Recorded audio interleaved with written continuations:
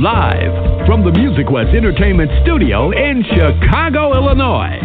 It's the Real School Remix radio show brought to you by Music West Productions in association with Paris Holly International.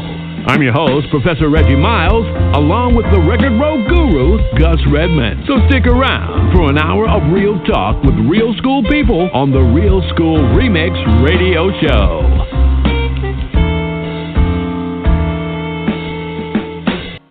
We're here on the Real School Remix radio show, myself and the Record Road Guru, Mr. Gus Redmond.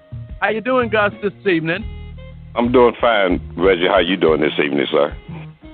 Well, we're flying solo tonight, but we have a very, very, very, very, very special guest on this evening. We will be talking to the last man standing. I love saying that. We'll be talking to the godfather of the vocal group, Mr. Marshall Thompson. Marshall, how are you? Hey, how you doing? It's a pleasure to talk to you. How you feel there, Reggie? All right, we hanging in there. So we can just be really laid back, because I want what we do to be a nice, casual conversation, not all the way structured and all the crazy things.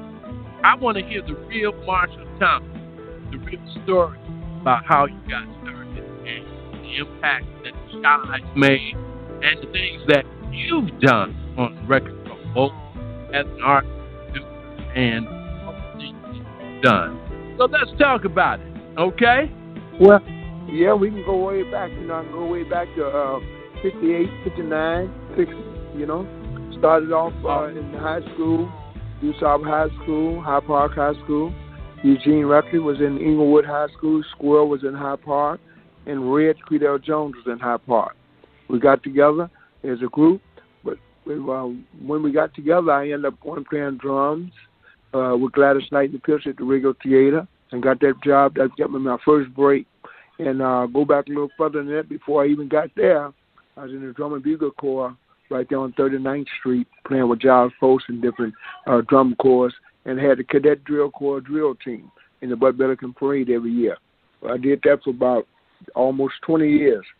I messed the parade with my drill team. We were number one until the new ones came in. The young boys, South Shore drill team, they came in, but we was way before them. We was the CDC, Cadet Drill Corps. Anybody go back to the old day? I had Jimmy Tillman. He was in my Cadet Drill Corps. He's a drummer, but he was. I taught him how to drill in the Bud Billiken Parade when he was a kid. So we had it going on there, and then we moved up. Like I said, went into got the gig, snuck in the Regal Theater backstage. They used to throw me out every week when I come around there. So what I did, I went in there and met Smokey Robinson and them across the street in Walgreens. Across the street from the Regal Theater. And I met them, and I went in backstage with them, got in, sit down, and Gladys Knight and them show was going to start. At a certain time, that drummer couldn't play the music. So she called me up there, hey, could you play this stuff? I said, yeah, I play it. I went up there, and I wailed like crazy on that show, on the rehearsal. I was on the rehearsal, but when it got to showtime, the curtains opened up, and I froze. I couldn't play nothing. So my legs were shaking, my hands were shaking. I was scared to death. Okay. Then Bubbles, her brother, told me, Marshall, play it like you played it at rehearsal. So I ended up on the middle of the show. I started loosening up a little and started wailing, and I got the job all week. All right. Wait, a rocky beginning, right from the start. From the beginning. That's the start of it. Mm-hmm. Listen, Marshall, now when you speak about drums, at the time you were coming up, what drummers influenced you, or who did you pattern yourself after? Who did you like on the drum? Well, it was so many. First of all, it started from my uncle. My dad is brother. He was one of the number one drummers in Illinois. Period. He played with Leslie Bakes. He played on all the old groups hits with Cha Cha Boom and all that, the Diablos and all those guys. He was a drummer on all that. So you had to be At 3 years old, you got to know how to play drums in my family. Yeah, if you was a boy, you had to learn how to play drums. We had drums everywhere. Kerry, Leroy, my brother Billy, everybody had to play drums. Mm-hmm.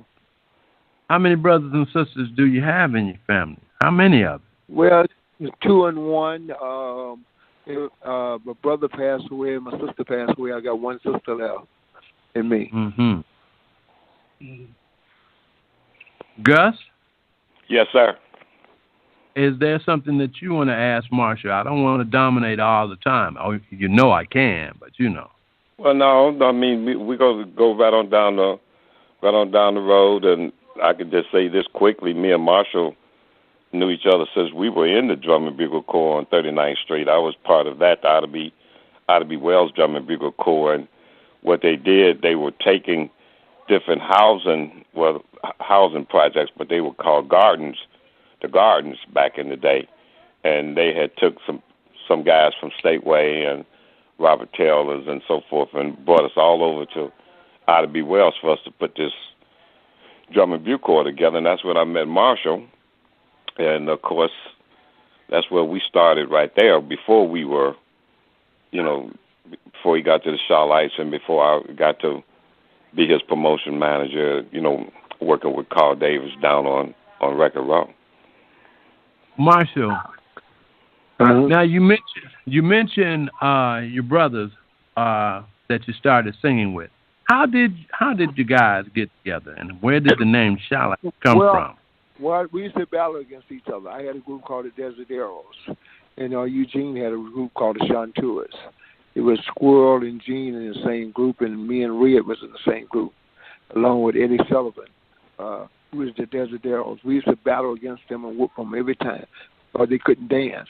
We can dance. We couldn't sing that tough, but we can dance. Gene's group and Squirrel, they could sing, but they couldn't dance.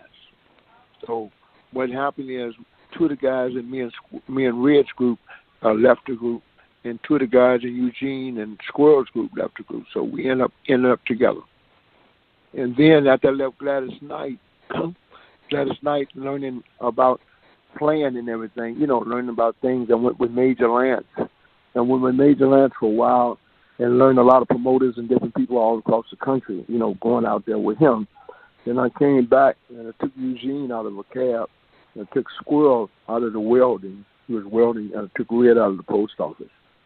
And I said, hey, we got to get together, back together. It's time to go on the road now and do some things because I've learned about the road. Major Lance taught me about being on the road and what to do and what to look for in different promoters and different things like that, And so I learned, and so we got together, and Herb Kent came over to the house and sit with me in my house. My mother told my mother, these guys can sing. They got to stick together because we was going to break up after that because wasn't nobody making no money. Everybody had their own personal jobs. So then we ran into Muhammad Ali's left-hand man. So Muhammad Ali ended up being our manager along with Reggie Thomas. Okay. And he took us to Houston, Texas. And I had been there once with Major, with Ray Barnett Cinder Club, with Major. So when I got to Houston, Muhammad Ali, we went up to stay with Muhammad Ali at his training camp up there. We stayed there for about a week. And I went over there and seen Ray Barnett Cinder Club, where I was with Major Lance. And I told him, hey, man, I got my group up here. You guys, I brought them here to Houston to see Muhammad Ali. I said, could we sing in your club? They said, well, you can sing in there, but don't nobody know who you are. I say, I tell you what, let's put Cassius Clay name up on the marquee, and then we'll be the talent in that thing. So they put Cassius Clay name up there, and people came from everywhere to see Cassius Clay. And then Cassius Clay got on stage and told Ray Barnett, let me introduce these guys here. Who was the highlights? Who wasn't even the Charlites then. Who was the highlights? Say, ladies and gentlemen, how about it for the highlights? Man, we went up there and tore the place down and had all the girls screaming. So they started bringing us back there every month to do a show. So we back and forth to Houston, Texas every month doing a show.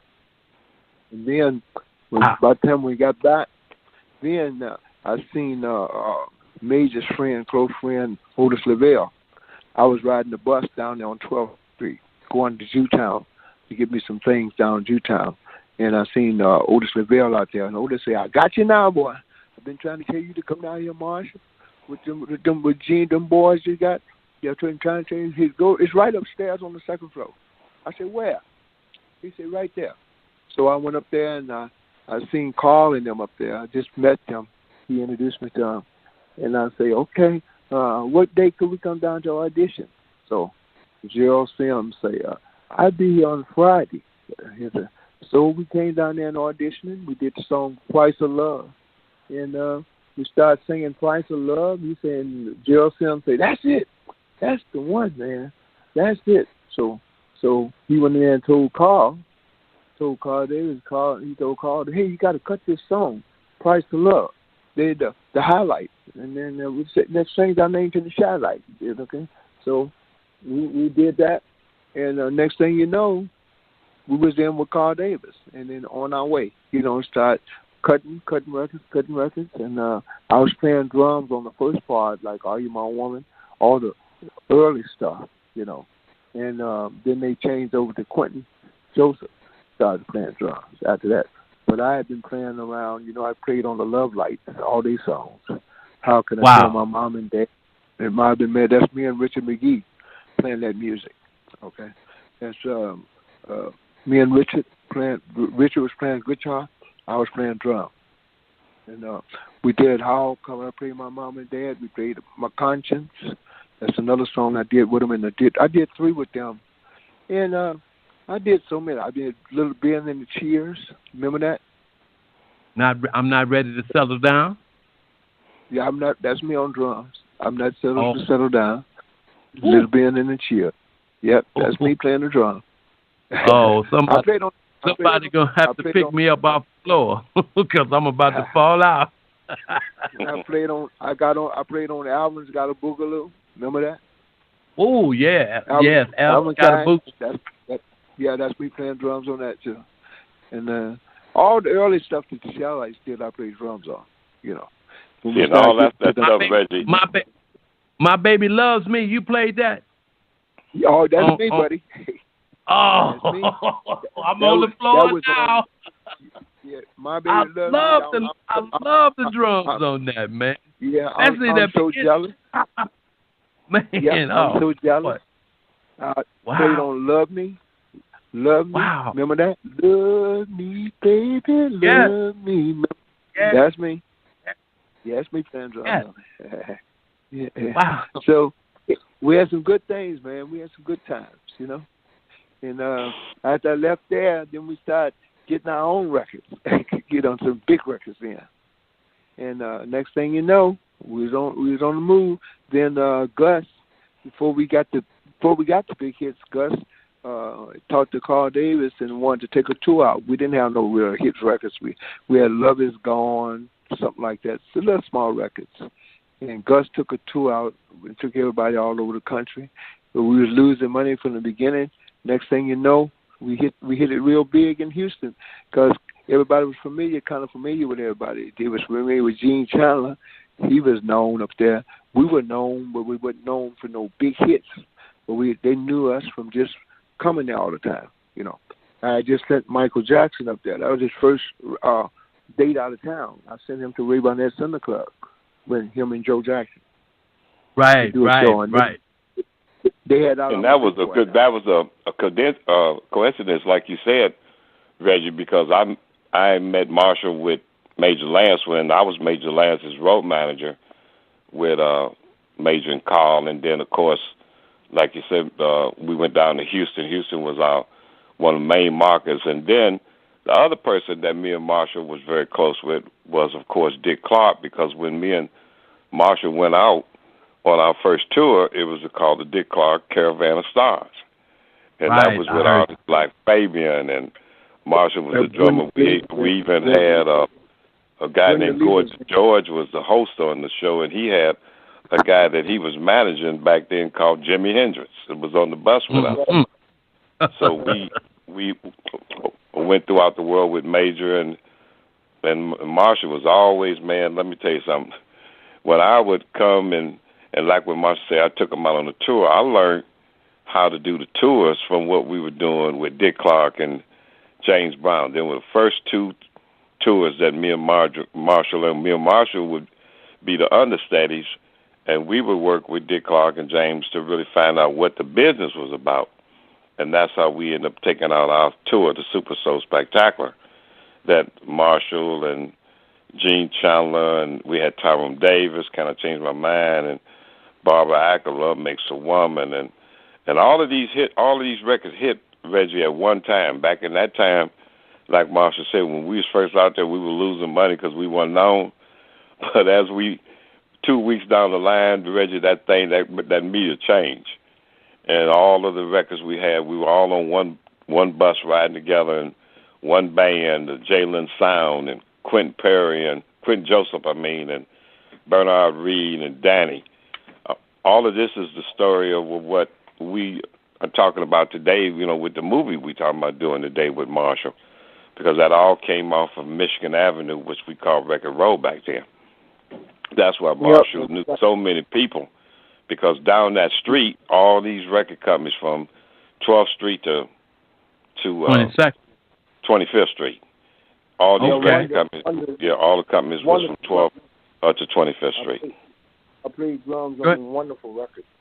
Mm-hmm. Wow, McCashman was marvelous. Wonderful was Admirations. I think that was one that I remember. Wait till I get to know you. Yeah. Right. Yeah. Wow. Mm-hmm. I'm just I played drums on a lot of stuff, and I played on that record. You made the trip, and I popped the whip. I'll never forget that. What was it like? What was it like doing a session in Chess, Marshall? Oh, I love it. I just love playing. I was the drumming man. Man. And to Maurice White and all them guys, and then Jackie Ross's husband. He started playing some drums over there as well. Well, we had a ball, man. We had a lot of fun, man. When did you start getting your interest in the business end of it? Did you start out loving the business or learning in the business, or did you go through some type of change and then you say, well, hey, I need to think of this business, Well, I learned the business as it went on. See, I never was a person that just do the singing and all that. I do my own business. I learned from Gus and them, learned from Carl, learned from Otis Lavelle. I watched everything they did. And then I learned from that, and I want to know what it is. I'd be at the radio station before the jockey would get there. I used to be at Purpose Band. Used to come on at midnight at the WVON. I'd be sitting in the parking lot, sitting in my car, waiting on him to get there. Yeah. He said, "Man, you beat me to work." I said, "I always gonna beat you to work. Take this 45. Take this in there. Take that and put it in your thing stack in there." What was it like, that relationship with Carl Davis? What was his genius like? Oh well, Carl Davis, I looked at him as a genius. That's what he was. I mean, he was the man. He the one put me in position to do what I done. He used to be scared to give me the masters all the time. He used to tell everybody, don't give Marshall no records. Because if you give me a record, it's going to be on that same day. They only have no records. We just have to hide the products for Carl. Used to always ask me, make sure Marshall don't get. And do you know, Reggie, I don't care what Carl said, do you know Marshall still found a way to get it though? I sure did. You see what Herb Kent said on Unsung. You heard what he said? He pulled up beside me in my car. I say, Herb, roll your window down. As soon as he rolled his window down, hear my record shoot through his window. Choom! He said, wow. Boy, I sure know how to pull a record. Man. Listen, guys, Marshall, we have to go into a little bit of history. I'm not going to go way back, but I'm going to pick something from the Brunswick years. Okay? Uh-huh. And this is like one of my favorite. Well, all of the Shallites music is my favorite music. You know, I got some things on the stepping scene that I do play too, but I have to play this because this is like this was 70s, but this is like so important right now. let's take a listen to For God's Sake. Would you mind? And then we'll come back and talk to you some more, okay? Right on. All right, let me do this now.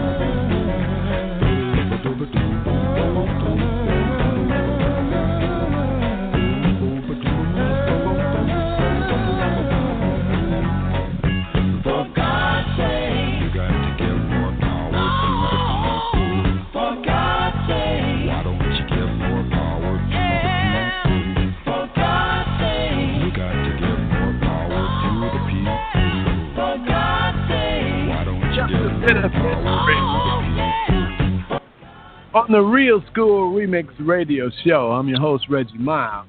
And on the line, we have the singer on this particular song and one of the great promotion men, Mr. Gus Redmond, as we do another edition of the Real School Remix program. And we're talking to Marshall Thompson about his career journey as a Charlotte. Marshall, how you doing? Everything real good, man. You smoking out at Power to the People, and that's all right. Man, I mean, that's like pertinent today. You know, for God's sakes, you got to give more power to the people. That's our closing song on stage. Every time we do our concerts, that's our closing number. And Marshall, is that still? I mean, does that make people stand up? Because I haven't seen the show in a while. I seen it when I was a young boy. All you got to do is go on YouTube, pull up Charlites, Kansas City, and you'll see it. You'll see them going wild. Charlites, Kansas City. We just did a concert. You know, Reggie, Marshall's tour is Marshall still works very heavy, and but do you know that Marshall's audience in the Arizona, California, all the millennials, they the young people. Marshall, tell them about what's going on with your shows and what's happening with the old school groups. Well, the California side, we draw 18,000 people at our concerts all the time. It's all Mexicans. They're from the age 17 to about 38, and it's be packed. And they know every song that we made, every song that you think about making, and they know all the old songs, every last one of them. I just managed just started managing the Love Lighters about 2 weeks ago. I got 16 concerts from already, and it's gonna be all sold out. Every seat is gonna be like 14,000. Some of them 18. Like that, 17,000 at one time. They come out like gangbusters. I see that, and I see a lot of other ethnic groups, like they really appreciate our music. Wow, and appreciate the music that guys in the 70s, the great groups created.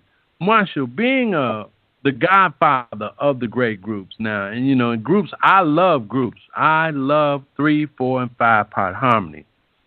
What happened? Why did the industry change and just take that away from us? What happened, Marshall? Well, they was trying to find new areas. A lot of them can't sing like Shallowites or they always they can't sing that harmony, so they had to come up with something to get away from that, get around it, and they did. They came up with some things, turn it around into another way. But times change, but one thing about it, the music that we made will last a lifetime. They'll still be here, and a lot of them still listen to that all day. But to these kids, the Mexican stations they have out there, Latino stations in California, that's all they play is old school music from the 70s and the 60s, 70s, 80s. So them kids grew up in their houses with their moms and all that. That's all they listen to. So that's all they know. Mm-hmm. And Reggie, and people like Beyonce, that Shy song "Crazy in Love," and Jay-Z's song "Birthday Song." That's a Shy song, and the movie Finding Dory. The movie that Marshall had his song in "Have You Seen" a couple of years ago. He did $1 billion. That was the first $1 billion movie that came from Disney, and then the latest movie last year was Baywatch with, of course, Old Girl. But Marshall can tell you so much other history, Marshall. Just tell him some of the artists, Marshall, that have covered and did your songs throughout the years. Well, yeah, you got MC Hammer, did right. Have you seen it? Yeah, Fantasia did Baby Mama. You got K. Michelle did her song. Then Jay-Z, of course, December 4th on Jay-Z. So, everybody's picking them songs. Seems like everybody pick a Shy song, get a hit, though. I don't understand that one. But it's working. Dun, dun, dun, dun, dun, dun, dun, dun, dun, dun. So our guys are getting a lot of revenue from them songs. Gene Records is still doing real well as a songwriter and producer, and Shy them still get paid residuals from Sound Exchange. A lot of the things that's happening today that's good for us today, Reggie, than it was yesterday, because a lot of the monies we didn't get, and there was a lot of lawsuits with the different findings that they found, and Marshall's just now receiving and getting their dollars too. Wow. Marshall, the Dells, Marvin of the Artistics, Tyrone Davis, all these guys, man. Curtis Mayfield, all from Record Row, Chicago. You got to realize this city here started the business for everything. Al Benson and Carl Davis. Carl Davis, who was me and Marshall's guy, was a great guy to us. We never forget about Carl, and still today the music rose because of what's happening with the way we started it back in the 60s. And me and Marshall still in it today. We still got a 12-inch that we get ready to get put out. We're working with Universal to get it out. And, of course, Marshall's got songs that he's singing on this particular, product, and Marshall could tell you a little bit about that as well. From what he's doing by himself now with the Charlottes, but he's doing the lead singing on these particular cuts we have on this product getting ready to come out. Oh. Yeah. Talk about the Shy-Lites today, Marshall, just for a minute. Tell us something about the new guys that you got. Who are the members in the group? Oh, I got some good guys. I got Fred from the Lost Generations group. I got Mardet Griffin. He's a solo artist. He's with me now, traveling. They got Mac Attack. Okay, and then I got the new boy out of Gary, Indiana, Tipton. It was sung with the Voices. He's there, and we smoking out there, and they got Tara there, on the girl doing her thing on there, and I got Diane singing background. I got the rest of Larissa singing background. I got Barbara Ackland's daughter singing background on some days. So we got a full course, and then I got the big band, the 4 keyboards, the guitar, bass, drum. I got 2 guitar players, bass, drums, flute, and a horn. And I got a great big sound, which we'll be doing June 16th in Chicago over there at the Push headquarters. Yeah, the Operation Push, that's going to be the 16th of June, Reggie. Be outside in the front of Push, right in Drexel Park. Wow. Marshall, your relationship with some of the other great group artists, great group members, how do you all react when they see you? Do they say, "Oh, Marshall, what is it? Is it the old boy camaraderie? How's that respect between you and Well, first of all, I've just made since I'm a kind of computer wheels person, I made sure that these guys get their royalties. That's where they can feed their families. So, and that's where the respect really came more than everything. When they knew that I reached out to let them know things that they didn't know, it came. That's why they made me the Godfather of Vocal Groups. They awarded it to me in Philadelphia, or at the Music Awards show there in Philadelphia. They made me the Godfather of Vocal Groups, and everybody voted me in. I didn't even know it. I was just there, and wow. And next thing I know, the big plat came out. Marshall Thompson, Godfather of all vocal groups. Wow. It's because so you were making sure everybody, all the old guys were getting paid. That's all right. There you go. That's what it was. That's all right. That's all right. Instead of worry about myself, I worry about everybody. So they can move on with their families and life. So, what is the conversation like with you and Marvin Smith, or with you and Otis Williams? What do you all talk? What do you talk to them about? well, Otis, me and Otis, very, very close. He just did a radio interview on one of my shows as well, and he just really spoiled it out because when I first was going with Otis back in the day, I used to go to Stowe for him across the street at the Regal Theater. And to see him on my show and be on the concerts with me quite a bit now, it's just crazy. Then when I made the Godfather vocal groups, he was overwhelmed. He said that Marshall should be there. That he well deserved because he makes sure all of us get all our money. We didn't know how to do that. We didn't know nothing about no computers. Yeah. All we know we need a pencil and paper. Marshall don't need no pencil and paper. And you know who put one of the persons who put Marshall on the computer, Reggie, was Barbara Proctor. Remember from Barbara Proctor and Gardner? Okay. Yeah, Barbara's the one that kind of introduced Marshall to the computer. Then, of course, he introduced me to it, and I could take it over now. Yeah. We all on that computer now. I get into the classic that really, that you really made some good money off of. Before I play, have you seen the Marshall? Right now, where are the groups standing? It seems like the groups now are just regulated to the live circuit. Do you think there'll ever be a resurgence of the groups back into the industry, or is just the singing dead, or will it come back when guys learn how to sing again? Well, I think the time of that days are over right now. Right now, everybody's moving fast, and they don't have to sing.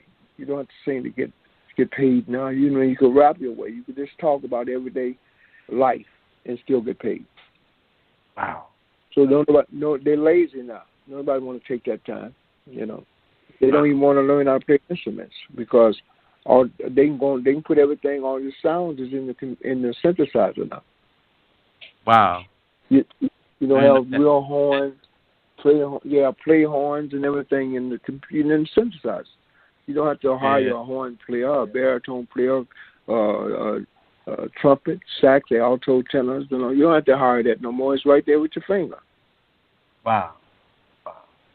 So yeah, cut that the money down on got music. shake my head. Okay, well let's grab. You don't even have to have background singers no more. They got the things now. Right. You can hit the keyboard and have all the harmony if you want. Oh my man, that's and to think, for me, like one of the greatest things was like getting on the corner under that street lights trying to blow. You're trying to sing, and that's gone. Yeah, that's gone. It ain't coming back. Man, that just like put a spike in my heart, man. Because I would love to hear some good harmony, man. But I guess that's why I love the Dusty so much. Wow. Okay. Speaking of harmony and great music, Gus, we'll get right back on you. Let me do this. Let me grab this, and hopefully I can get this. Because I'm having an issue with Old Girl, but I want to get this one in here now. So let's take a listen, and I love the beginning of this, man. So let's listen to it together.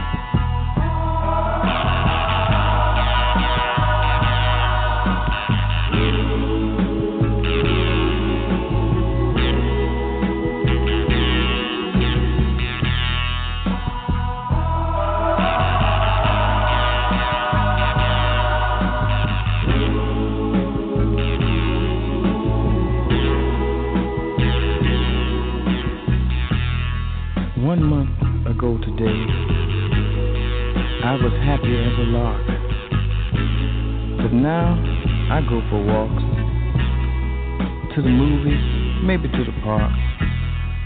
I have a seat on the same old bench to watch the children play. Tomorrow is their future, but for me, just another day. They all gather around me. They seem to know my name. We laugh, tell a few jokes, but it still doesn't ease my pain. I know I can't hide from a memory, though day after day I've tried. I keep saying she'll be back, but today again I've lied. Oh, I see her face everywhere I go, on the street and even at the picture show. Have you seen her? Tell me, have you seen her? Oh, I hear her voice as the cold winds blow in the sweet music on the radio. Have you seen her? Tell me, have you seen her?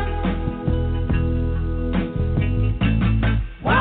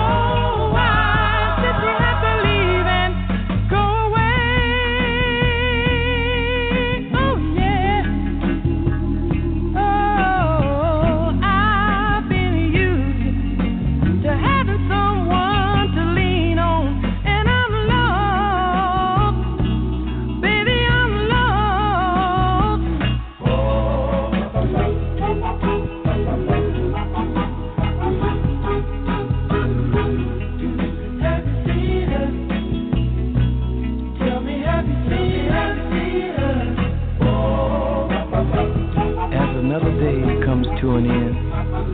I'm looking for a letter or something, anything that she would send. See, with all the people I know, I'm still a lonely man. You know, it's funny.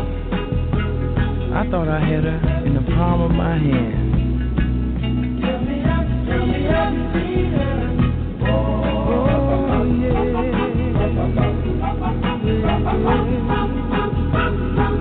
I love the last part. I think you now playing that was just fantastic. And when I first heard it, right? When I first heard it, right, and then that stereo guitar, man, they had that in the beginning. It was like coming out of one speaker. I said, "Whoa!" That just like blew my mind. I thought the way that was put together was fantastic. I still remember that album. It was green, and y'all was in the circle with that picture. I said, "Oh man, this is bad," you know. And then the song before that, I want to pay you back. I think I wore the grooves out of that.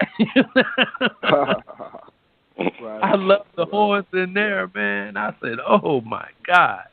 But that harmony is, you know, even if you know you can't sing, you tried to sing that, man. You tried to sing that, man.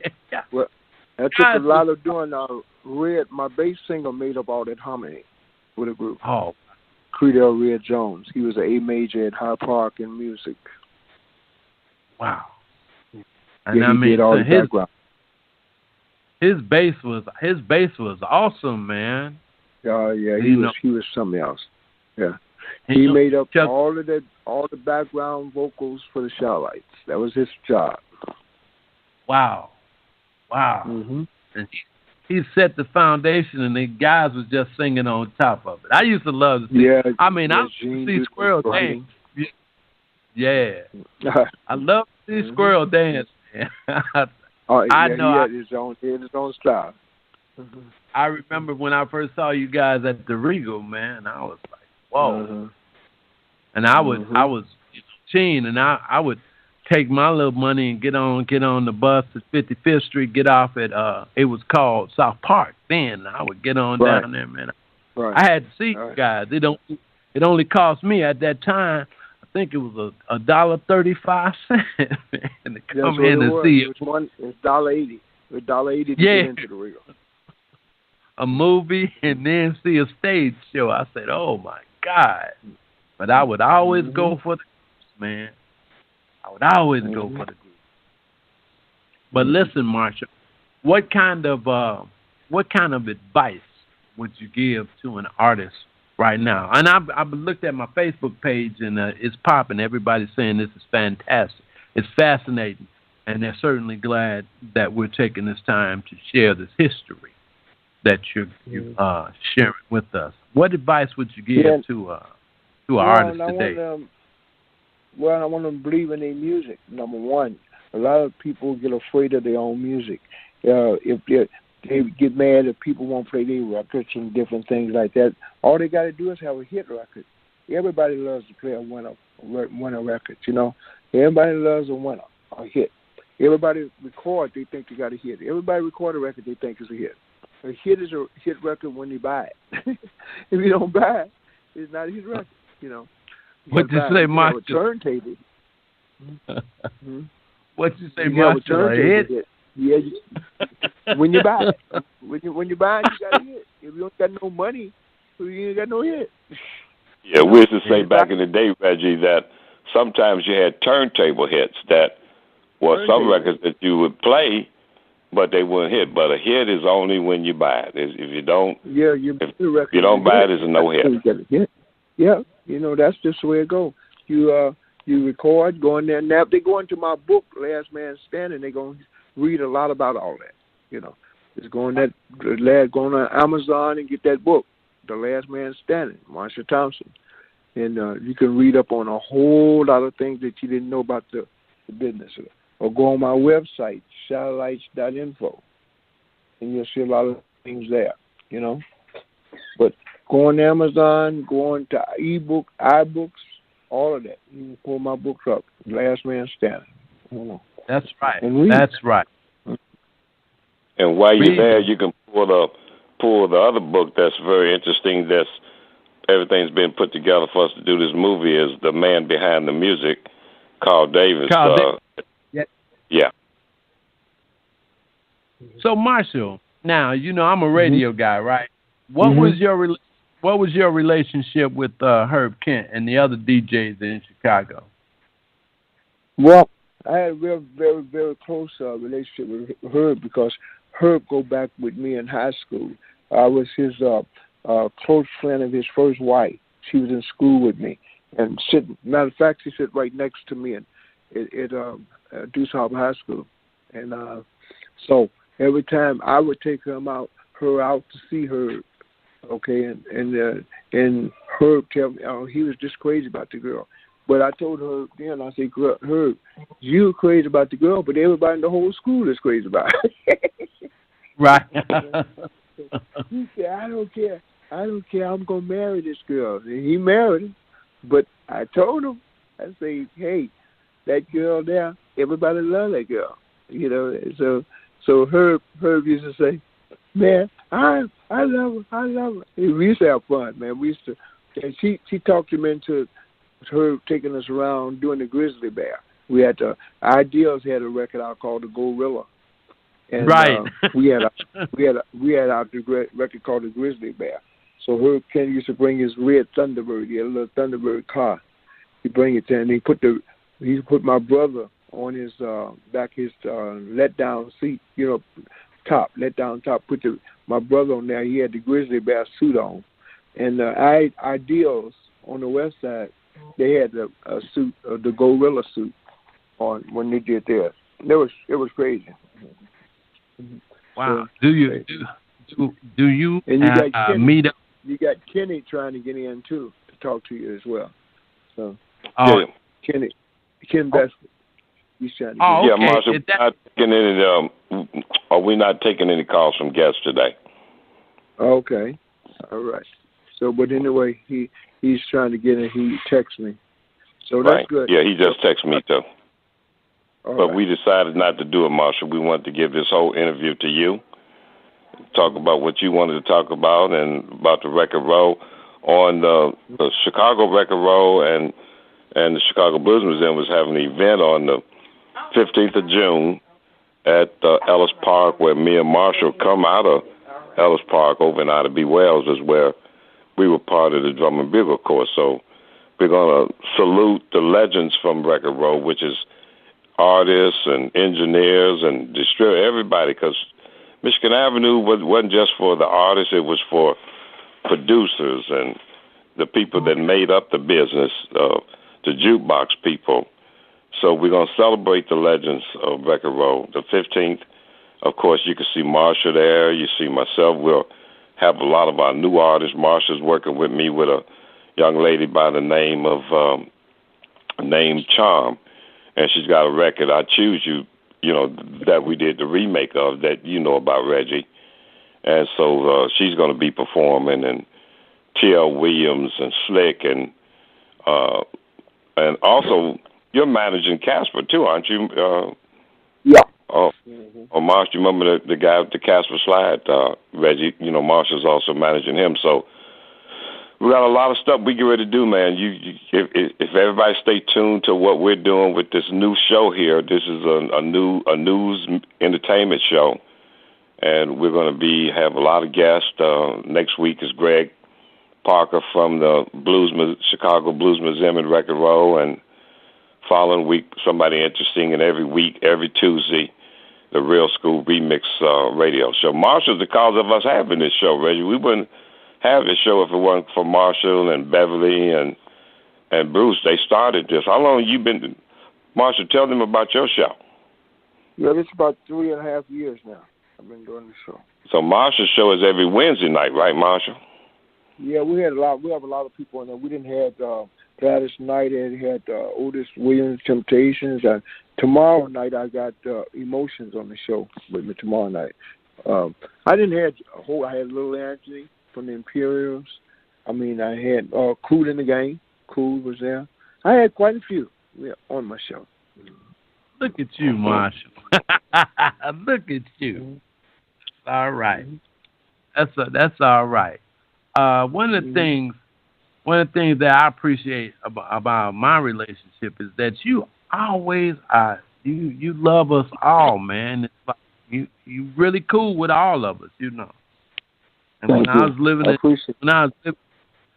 living in DC, and then when I came back, it was cool. I hadn't been in Chicago for like 15 years, and 13 years, and you still knew my name. You know, that was kind of that was cool, man.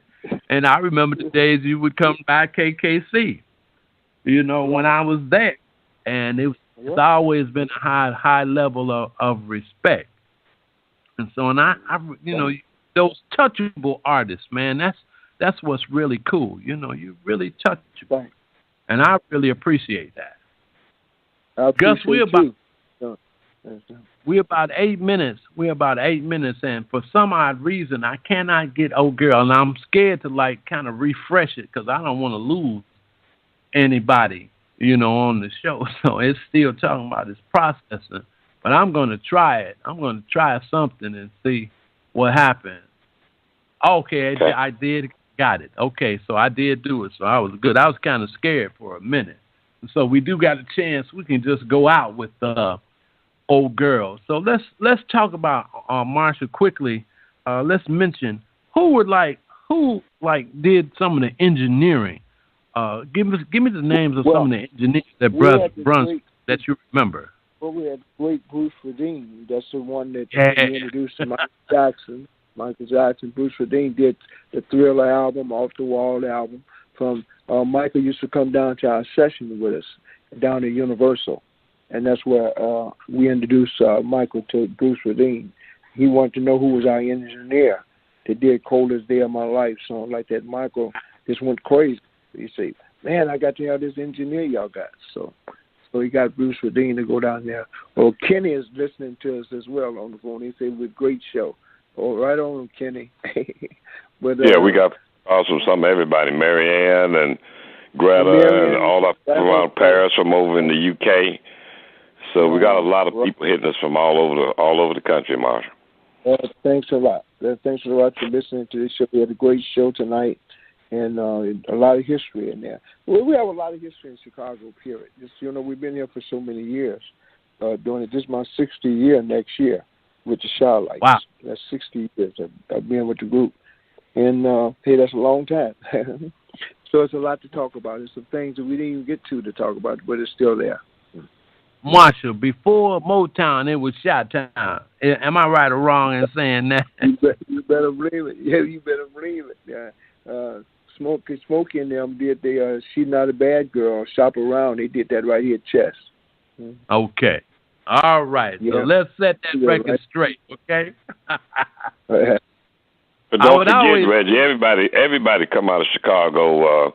Quincy Jones, Sammy Davis Jr., Nat King Cole, Sam Cooke. I mean, this town is a royalty blessings, man. This was where it all started. Before L.A., before New York, before the movie companies came in, it all came out of Chicago. This is where our ex-boss, Carl Davis, and my business partner, and Marshall's manager, and our affiliations in New York, it all came out of Chicago, people. Yeah, we got a great show, too, guys. Burnside. Thank you, Marshall. Great show. And thank God for you and for all the people that come out of Chicago, because we make what's going on here. If it's not for the people like Reggie been with me for 45 years playing my records from KKC. He broke the Paris record, I Choose You, and the record we got on Marshall right now called Hold On to Your Dreams, WKKC, and all these people are playing the record. Reggie's playing it over at the stations that he's at. So we still getting our records played, and here me and Marshall in our 70s. And ain't nobody ever heard of nothing like that before, Reggie. Okay, Marshall, quickly. Now, we got 4 minutes, and I'm going to, but I need you to talk about, I know you said you computer savvy. Now, what do you think, Marshall, now of the internet stations now? Internet station is what's playing all the product now, and they're breaking records as well. People love the sound. You know, you got stuff all the way over in Europe, England, Germany, Japan, Australia, listening to the internet stations. Larissa, she's a big jock over in the islands over there. She's all over in England, Amsterdam, and all that. They know her all over there. So, it opened up everything. A lot of people be hollering about they're not getting played in their hometown, but what about the world? There's a world out there. You got millions of people listening to you, not just 2 or 3 people. Millions all over the world. Your record might not hit in Chicago, but it might hit in China. It might not hit in. It might have the right dance for China for that beat. You don't know, but just put it out, put it on the internet shows, and wherever catch on, it catch on. Money is money. When the bank, all the banks wants money. They don't care nothing about what you don't like. If China like it, it's gonna go to the bank. Yes, sir. Yes, sir. So there's a lot of Chinese. Listen, Gus, let's let Kenny say hi before we go. We got 3 minutes. All right. Okay. Kenny. Hello. Can you hear me? Yes, we got you, Ken. Go ahead and say hi to Marshall. Man, Marshall, Gus, and Reggie, man, great show. I'm listening to you. I wanted to call in, but I just wanted to just say real briefly, man, that Marshall is a living legend and institution in this marketplace and all over the world, and I'm honored to call him my friend. And Gus Redmond, his memory is so great. I mean, he is a walking history book. He's got everything in his mind, and it's just, we have some treasures there. I mean, you yourself, Reggie, like you said. Right. It's amazing. And Kenny's been with us for a long time, too, Reggie. Kenny was with us back from Milwaukee. Me and Marshall knew Kenny when he was working at WNOV and the radio and the newspaper up there before he came to Channel 7. Reggie is a real good friend of ours. You got to remember, I was in the studio with a guy by the name of Bill Kenner, and we went to Brunswick Records when I worked at the ABC TV station in Milwaukee. When they recorded the song "Have You Seen Her," we were allowed to go down on Michigan Avenue in Brunswick studio and actually shoot some film of them recording that song. Wow, I remember that. Fantastic, yeah. Remember that. And Bill Kenner was the reporter. I was the cameraman on it, and that's when the first time I seen the Chi-Lites up close and personal. And man, that was just an experience. We're still trying to find that film. We aired it. He did a feature that was on Channel 6 in Milwaukee. And it was called How to Make a Record. And we interviewed the Chi-Lites.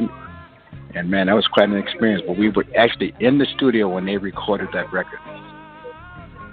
All right, guys. We're down to 60 seconds. Let me check.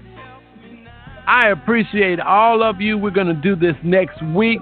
Thank you so much, Ken Bedford. Thank you, Gus Redmond. Right on, Reggie. Love you, man, Marshall Thompson. Okay? Let's get out of here. Right on, Reggie. Good night, y'all, and good night. Thanks for listening. Thank you. Good night, guys. God bless you. Thank you. Great show. Good night. All right. Take care.